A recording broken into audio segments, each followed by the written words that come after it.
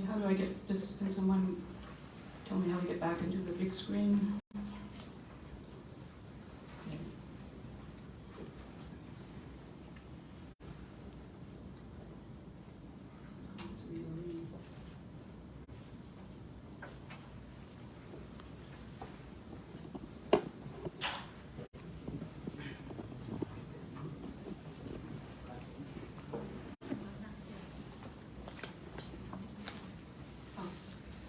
Sarah, since this last slide, let me ask you just a quick question. Lately, okay, in the past 5 years or so, we help Montagnard submit reports. Typically, although sometimes the police say, hey, your Protestantism is an American religion, it's very foreign to us, you know, so. But typically, they don't force them to renounce Protestantism. Typically, especially in the last few years, they typically force them to leave their church and join the Evangelical Church of Vietnam. So in the past, decades ago, if they used to tell them to renounce Protestantism rather than just... In some cases, yes. I mean, I think what they are being pressured to do is to agree not to practice in their own house church or village church if it's not approved by the government. So their faith is in their house church. They're being asked to reject their faith and sign that they are rejecting their faith. Because they don't want to join the Evangelical Church of Vietnam. In some cases, in other cases, they have tried to register their church with the government or to get approval, like Ipum Bia. Bia from Dak Lak, he's in prison right now. He tried to get government approval many times to just operate his church, and that was one of the reasons why he was arrested 2 times and now 14 years in prison. Câu hỏi của tôi là trong 3 năm gần đây thì tôi thấy là họ trong những cái cộng đồng Tin lành Tây Nguyên mà nộp báo cáo chúng tôi để chúng tôi dịch đấy, thì họ chính quyền từ đó họ bắt là phải bỏ cái hệ phái này cái nọ. Họ chúng tôi nói nên tại sao không theo cái hệ phái Tin lành Việt Nam miền Nam. Nhưng mà bà này phải trả lời là có những trường hợp mà họ chỉ muốn ở trong những cái hệ phái độc lập của họ thôi, đấy, những cái mà hội thánh cái điều quốc gia của thôi, mà họ không chịu bỏ hội thánh nữa thì họ bị phạt tù, chẳng như là ông Y Cung Gián thì tù mười mấy năm rồi. Okay. Yeah, and so land rights, this is a huge issue. We all know this, that Montagnards who resist confiscation of their land can be beaten, arrested, or the police can crack down on their protests with excessive force. Dạ vâng, và cái vấn đề này, vấn đề mà đất đai mà tổ tiên họ để lại thì từ thời trước 1975 ấy, thì là họ có nhiều đất đai lắm ạ. Vâng. Thì vì vùng Tây Nguyên rộng mà ít dân, bởi vậy khi mà chính quyền cộng sản đi nắm quyền thì họ lại cần tịch thu rất nhiều đất đai, và có thể là còn rất ít đất đai để cho người Tây Nguyên trồng để mà kiếm ăn. Thì mà người nào mà chống đối thì họ bị đánh đập, bị bắt bớ và tra tấn tàn nhẫn bởi công an. And freedom of expression, internet use is closely monitored by the government. They even have a special group that monitors, since 2014, monitor the internet use by ethnic minority Montagnards in Central Highlands. And in one case in 2015, Isai Kanua, who's in the picture, he was sentenced to prison for using the internet to communicate with Montagnards in the United States. And other people have been forced to confess their wrongful internet use in public meetings or on state television. Thì những người Tây Nguyên bị đàn áp rất nhiều vì dùng thông tin trang mạng, vì dùng trang mạng để mà liên lạc với những người Tây Nguyên khác.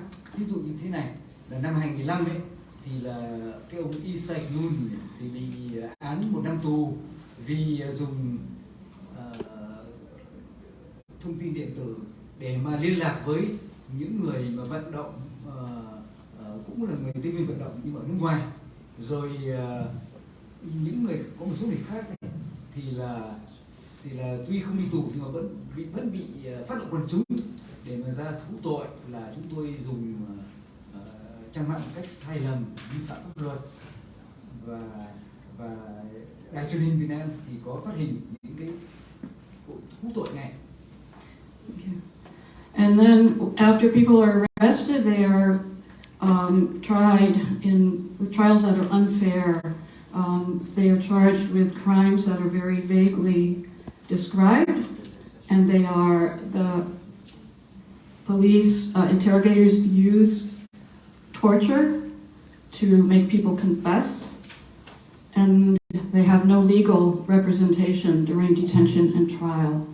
And the torture, I found, particularly Montagnards and other minorities, more than ethnic Vietnamese dissidents, because they have no way to get the word out about being tortured in prison.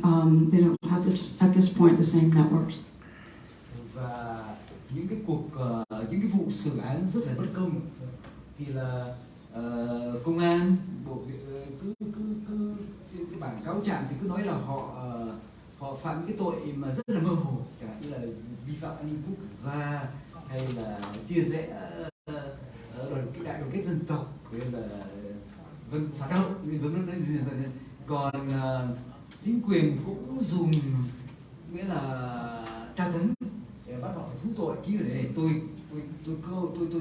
thú tội để tôi có phạm cái tội này như chính quyền nói đấy. Và ngoài ra thì lại trong khi mà họ bị bắt để điều tra thì lại không cho luật sư đến để không, dù họ mướn được luật sư cũng không cho luật sư đến để mà chuẩn bị cho họ để mà họ biết cách khai để đó. Và có nhiều khi ra tòa xử để không có luật sư nào, không cho luật sư vào. Và nói thêm là hình như là người thượng bị tra tấn nhiều hơn là người kinh, vì người thượng là tiếng nói của họ thấp bé hơn, khó tương được thế giới hơn. And so after people are tried unfairly, then they are imprisoned for sentences that range from 4 years up to 17 years. And since 2001, more than 400 Montagnards have been sentenced to prison. Others have been sent without trial to compulsory re-education centers. I don't know how to say it, but Kosovo Yadok. And close to 90 Montagnards are now currently in prison, or they've just been released from prison, and they are under very strict restrictions as probation after they are released. Thì thường đấy thì là khi bị xử tù ấy, thì cái án nhẹ cũng là 4 năm, án nặng cũng là 17 năm. Vì những cái tội mơ hồ như vậy. Từ 2011 đến giờ ấy, thì có hơn 400 người thượng đã bị xử án tù từ 4 đến 17 năm như bài nói đấy. Và có những người không bị xử án tù ấy, mà cũng coi như bị đi tù thì họ cho vào những trung tâm cưỡng chế giáo dục. Và hiện giờ thì nếu chúng ta đếm hiện giờ đấy thì có tổng cộng là đến gần 90 người thượng, nhớ cái số chính xác là 87 người là hoặc là đang còn ở tù, hoặc là mới ra khỏi tù được một vài 3 năm nay nhưng vẫn còn trong cái thời gian quản chế rất khắt khe từ 3 cho đến 5 năm. Và nghĩa là không được quyền đi đâu mà không được xin phép chính phủ, luôn bị theo dõi, luôn bị gọi điều tra hàng tuần. Thank you. So Montagnards, in all of Vietnam, Montagnards are 2% of Vietnam's population, but they have always made up a very large proportion of Vietnam's prisoners of conscience. Thì người thượng thì thực sự chỉ có 2% số dân của toàn thể dân tộc các sắc tộc Việt Nam thôi, nhưng mà số người thượng trong tù lại đông so với cái số 2% của họ.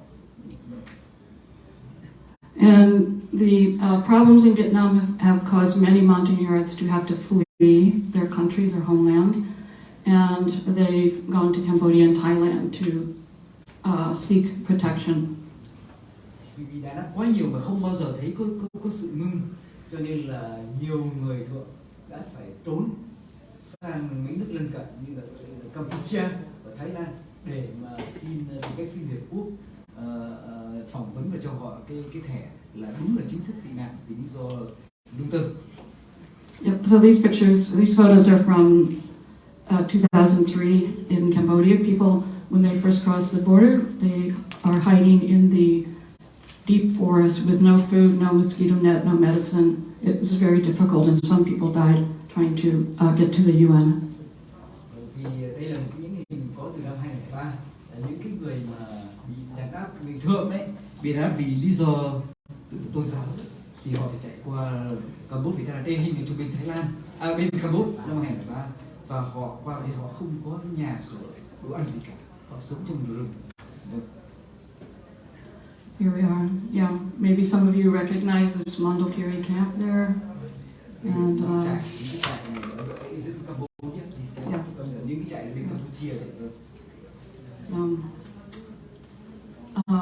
and Montagnards who were in Cambodia or Thailand who were forced to go back to Vietnam, who do not agree, they can be very mistreated.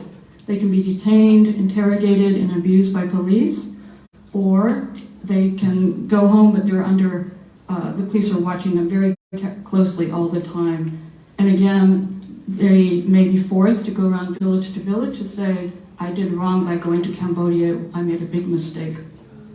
Và những cái người nào mà bị trục xuất lại về Việt Nam ấy, thì là thường là bị Việt Nam trừng trị nặng lắm ấy.